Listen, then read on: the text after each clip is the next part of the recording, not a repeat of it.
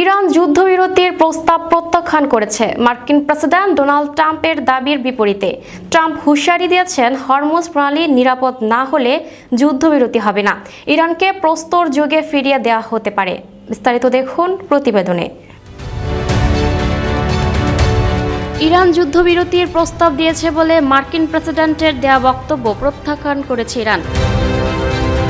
Donald Trump দাবি করেছিলেন, ইরানের নতুন শাসন ব্যবস্থার প্রেসিডেন্ট মাসুদ পেজেকশিয়ান যুদ্ধবিরতির আহ্বান জানিয়েছেন। এর প্রেক্ষিতে ইরানের পররাষ্ট্র মন্ত্রণালয়ের একজন মুখপাত্র জানিয়েছেন, যুদ্ধবিরতির এই অনুরোধের দাবিটি অসত্য এবং ভিত্তিহীন। খবর বিবিসির। যুদ্ধ পরিস্থিতি নিয়ে যুক্তরাষ্ট্রের জনগণের উদ্দেশ্যে ভাষণ দেওয়ার আগে ট্রুথ সোশ্যালে দেয়া এক পোস্টে ট্রাম্প বলেন, ইরানের নতুন শাসক গোষ্ঠীর প্রেসিডেন্ট, যিনি তার পূর্বসূরিদের চেয়ে অনেক কম উপগ্রন্থী এবং অনেক বেশি বুদ্ধিমান, তিনি যুক্তরাষ্ট্রের কাছে যুদ্ধবিরতি চেয়েছেন। রিপাবলিকান এই নেতা দাবি করেন, হরমুজ প্রণালী খোলা, মুক্ত এবং নিরাপদ না হওয়া পর্যন্ত কোনো যুদ্ধবিরতি হবে না। পোস্টে তিনি আরও লেখেন, হরমুজ প্রণালী যখন উন্মুক্ত, বাধা মুক্ত ও নিরাপদ হবে, তখন আমরা বিষয়টি বিবেচনা করব।